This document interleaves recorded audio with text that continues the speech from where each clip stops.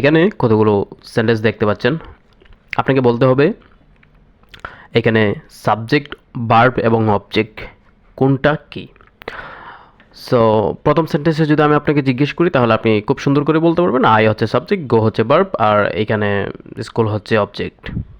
But আমি বলবো যে আপনি ভুল বলেছেন। তারপরে সেন্টেন্স খেয়াল করেন, শি ইজ টিচার। এখানে টিচার কি, আর এইখানে টিচার কি, এখানে টিচার কি অবজেক্ট? তাহলে এইখানে হচ্ছে এ টিচার, এখানে জাস্ট টিচার। এই দুই টিচারের মধ্যে কিন্তু পার্থক্য আছে, আমি বলছি। তারপরের সেন্টেন্সে এখানে আমি আপনাকে বলবো যে সাবজেক্ট কোনটা। আপনি বলবেন যে দ্য কার হচ্ছে সাবজেক্ট, বাট আপনারটা হয়নি। আমরা দেখবো কেন হয়নি।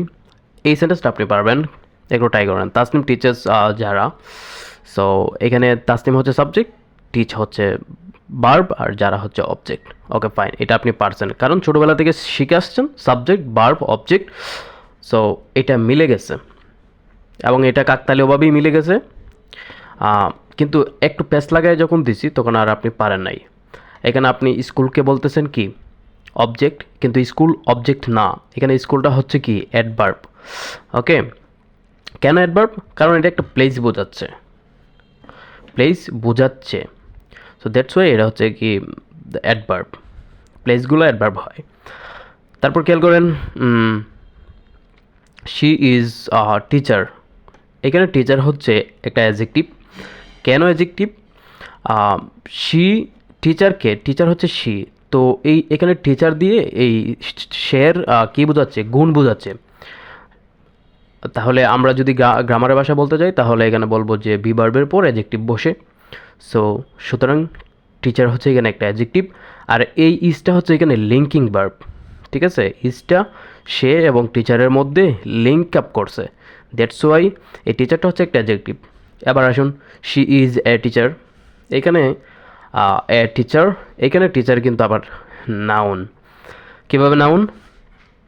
এখানে টিচার দিয়ে তার পদবি বা পেশা বোঝাচ্ছে, সে একজন শিক্ষক, এইটা বোঝাচ্ছে। আমরা যদি গ্রামারের ভাষা বলতে চাই তাহলে খেয়াল করেন বি ভার্বের পর অ্যাডজেক্টিভ হয়, কিন্তু এখানে বি ভার্বের পর সরাসরি টিচার শব্দটি নেই, এর আগে একটা এ বা আর্টিকেল আছে, আর্টিকেলের পরে একটা শব্দ, দ্যাটস ওয়াই এটা নাউন হয়। ওকে, তারপর খেয়াল করেন যে দ্য কার ইজ ওয়াশড, এটা হচ্ছে একটা প্যাসিভ ভয়েস।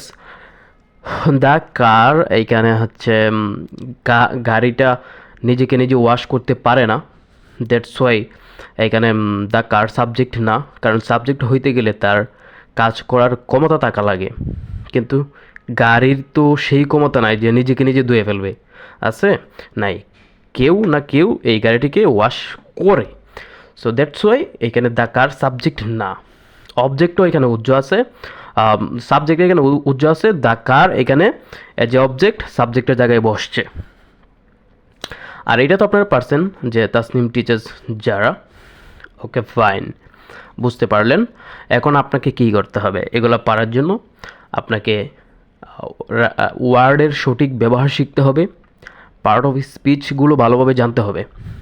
ওকে, আসুন আমরা জানবো, সমস্যা নাই। এখন খেয়াল করেন, এখানে অনেক লম্বা একটা সেন্টেন্স লিখেছি।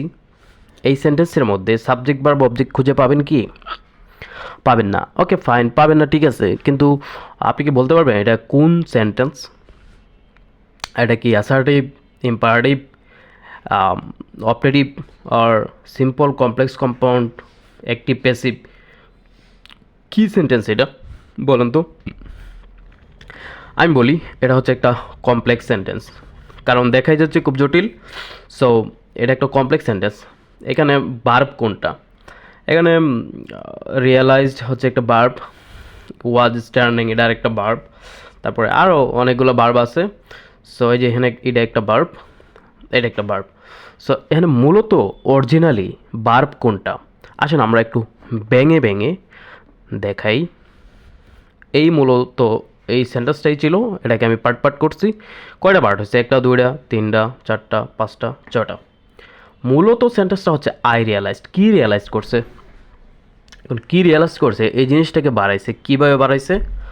দ্যাট দিয়ে আমি রিয়ালাইজ করছি। কী রিয়ালাইজ করছি? দ্য বয় লেফট, ছেলেটি চলে গেছে। ছেলেটি কী হয়েছে? চলে গেছে। তারপরে কোন ছেলেটি, who was standing outside the room, যে ছেলেটি রুমের বাইরে দাঁড়ায় ছিল।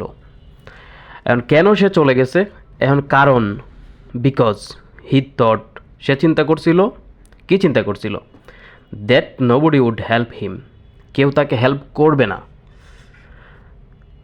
কখন হেল্প করবে না, যখন, মানে হোয়েন মানে তো যখন, হোয়েন হি নিডেড সাপোর্ট, যখন তার সাপোর্ট দরকার হবে। তো খেয়াল করছেন, এই জিনিসটাকে কোয়েশ্চন করে করে করে করে এই পর্যন্ত নিয়ে আসা হয়েছে। ঠিক আছে, একটা জিনিসকে কোয়েশ্চন করছে যে আই রিয়েলাইজ, কি রিয়েলাইজ করছে, দ্য বয় লেফট, ছেলেটি চলে গেছে। কোন ছেলেটি, who was standing outside the room, কেন চলে গেছে, বিকজ হি থট, কি থট করছিল, মানে কি চিন্তা করছিল, that nobody would help him, কেউ তাকে হেল্প করবে না, যখন তার সাপোর্ট দরকার ছিল। সো এরকমভাবে এইগুলো দিয়ে, এগুলোকে বলা হয় কি বলা হয়, ক্লোজ মার্কার বা সাবঅর্ডিনেট কনজাংশন। বুঝতে পারছেন? সো আমরা জানি কমপ্লেক্স সেন্টেন্সে দুইটা ক্লজ থাকে, একটা হচ্ছে ডিপেন্ডেন্ট ক্লজ আর একটা হচ্ছে ইনডিপেন্ডেন্ট ক্লজ।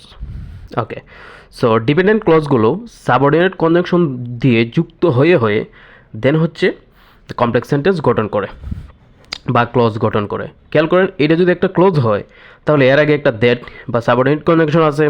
এটা যদি একটা ক্লজ হয় তাহলে এইটার আগে একটা সাবঅর্ডিনেট কনজাংশন আছে, হু, হোয়াট, হোয়ার, এগুলো কিন্তু সাবঅর্ডিনেট কনজাংশন। তারপর বিকজ, এইটাও, তারপর দ্যাট আবার আছে, এইটাও, তারপর হচ্ছে হোয়েন, এইটাও। সো এইভাবে কমপ্লেক্স সেন্টেন্স গঠন হয়। আশা করি বুঝতে পারছেন। দেখা হবে নেক্সট কোনো ক্লাসে, ততক্ষণ পর্যন্ত ভালো থাকবেন, ধন্যবাদ।